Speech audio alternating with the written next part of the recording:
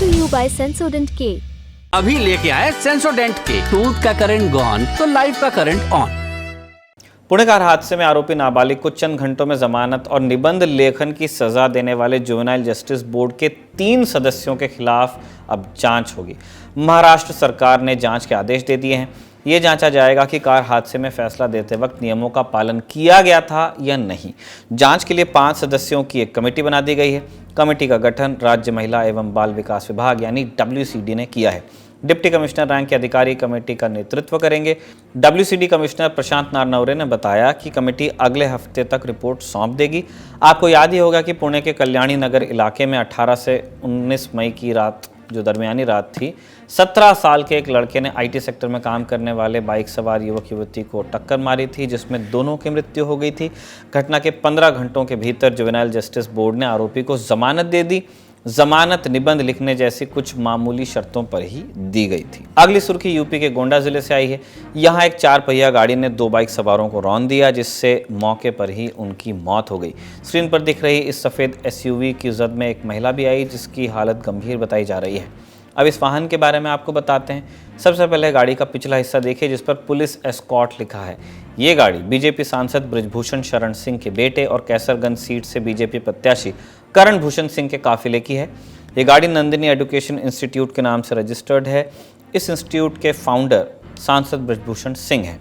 बताया जा रहा है कि हादसे के वक्त SUV में बैठे लोग एयरबैग की वजह से बच गए, लेकिन बाइक सवार 17 साल का रेहान और 24 साल के शहजादे खान, ये 2 जो बाइक पर थे, उसकी चपेट में आ गए। FIR के मुताबिक करण भूषण सिंह के काफिले में शामिल ये SUV तेज़ रफ्तार में थी और रॉन्ग साइड से जा रही थी।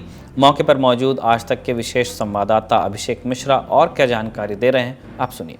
यहाँ पर सांसद के बेटे करण भूषण सिंह के काफिले की चौथी गाड़ी ने 2 युवकों को इस तरीके से टक्कर मारी कि उनकी घटनास्थल पर मौत हो गई। इस वक्त हमारी मौजूदगी कर्नलगंज के उसी इलाके में, और आप देखिए किस तरीके से ठीक सड़क पर यह हादसा हुआ था। और यहीं पर यही वो स्पॉट है जहाँ पर फॉर्च्यूनर गाड़ी ने एक बाइक पर सवार 2 युवकों को टक्कर मारी, जिसके बाद उनकी यही घटनास्थल पर मौत हो गई है। कर्नलगंज का इलाका है गोंडा में, और आप देखिए किस तरीके से गाड़ी के परखच्चे जो है आगे के पूरी तरीके से यहाँ उड़े हुए हैं, वो यहाँ पर साफ तौर पर देखा जा सकता है। और कितनी तेज रफ्तार में ये फॉर्च्यूनर आ रही थी, इसका अंदाजा लगाया जा सकता है। बताया जा रहा है कि 4 गाड़ियों का काफिला था। सबसे पहली गाड़ी में करण भूषण सिंह की मौजूदगी थी, उसके पीछे समर्थक बाकी 2 गाड़ियों में मौजूद थे। तीसरी गाड़ी जो है वो क्रॉस कर गई थी, और ये चौथी गाड़ी आप ठीक हमारे सामने देखेंगे, वहां पर एक रेलवे क्रॉसिंग है। रेलवे क्रॉसिंग पर ये चौथी गाड़ी जो थी वो क्रॉसिंग में रुकी हुई थी, लेकिन उसके बाद जैसे ही क्रॉसिंग खुलती है तो गाड़ी कवर अप करने के लिए तेज रफ्तार में वहां से सीधे छूटती है। और वहां से ही आप देखेंगे एक पेट्रोल पंप भी आपको नजर आएगा। उसी पेट्रोल पंप से जो 2 युवक है, बताया जा रहा है उन्होंने गाड़ी में पेट्रोल भरवाया था, वो जा रहे थे, लेकिन जब तेज रफ्तार फॉर्च्यूनर यहाँ पर आती है तो सिर्फ ठीक इसी स्पॉट पर हिट करती है। और यहाँ हिट होने के बाद में सीधे हम आपको दिखाते हैं कि आगे की तरफ जो है वो गाड़ी के जो है और जो पुर्जे हैं वो नज़र आते हैं। वहाँ नंबर प्लेट भी वहाँ पर नज़र आ रही है, और यहीं पर वो एक्सीडेंट हुआ जिसमें उन दोनों युवकों की मौत हो गई। पुलिस के मुताबिक ड्राइवर को हिरासत में ले लिया गया है और FIR में करण भूषण सिंह का नाम नहीं है। अगली सुर्खी सेना के मोर्चे से आई है। इनामी में मेजर राधिका सेन को संयुक्त राष्ट्र सम्मानित करने वाला है।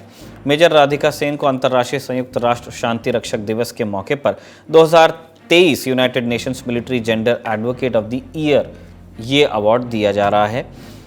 UN के महासचिव एंटोनियो गुटेरेस मेजर राधिका को इस अवार्ड से सम्मानित करेंगे। ये पुरस्कार UN पीस कीपिंग फोर्स में शामिल शांति रक्षकों को दुनिया में शांति बनाने के प्रयास में अहम भूमिका निभाने के लिए दिया जाता है। मेजर राधिका सेन ये सम्मान पाने वाली दूसरी भारतीय पीस कीपर हैं। इससे पहले साल 2019 में सुमन गवानी को यह पुरस्कार मिला था। सुमन गवानी ने दक्षिण सूडान में UN मिशन के साथ काम किया था, जबकि मेजर राधिका कांगो गणराज्य में यूनाइटेड ऑर्गेनाइजेशन स्टेबलाइजेशन मिशन में सेवा दे चुकी हैं। UN की प्रेस रिलीज के मुताबिक major Radhika Sen Indian quick deployment battalion की कमांडर के तौर पर मार्च 2023 से अप्रैल 2024 तक कांगो गणराज्य के पूर्व में तैनात थीं। पुरस्कार के ऐलान के बाद मेजर राधिका ने संयुक्त राष्ट्र में भारत की स्थायी प्रतिनिधि रुचिका कंबोज से मुलाकात भी की। इसके बाद रुचिका कंबोज ने एक्स पर पोस्ट कर कहा, मेजर राधिका सेन का समर्पण और बहादुरी उनकी एक बेहतर दुनिया के निर्माण में महिला शांति रक्षकों की अमूल्य भूमिका को उजागर करती है। हमें उनकी उपलब्धियों पर गर्व है। आपकी जानकारी के लिए बता दें कि साल 1993 में हिमाचल प्रदेश में जन्मी राधिका सेन 2016 में भारतीय सेना में भर्ती हुई। जब सेना में उनका चयन हुआ तब राधिका IIT मुंबई से मास्टर्स की पढ़ाई कर रही थी। अब जानिए लोकसभा चुनाव से जुड़े दिन भर के अपडेट्स। कांग्रेस सांसद राहुल गांधी 29 मई को थे लुधियाना में, एक जनसभा को संबोधित किया। कहा कि अगर इंडिया गठबंधन की सरकार केंद्र में बनती है तो किसानों के लोन माफ कर दिए जाएंगे। राहुल ने कहा कि जिस तरह भारतीय जनता पार्टी की सरकार बड़े बड़े बिजनेसमैन के लोन माफ करती है, वैसे ही अगर इंडिया गठबंधन की सरकार बनती है तो हम लोन माफ करेंगे किसानों के।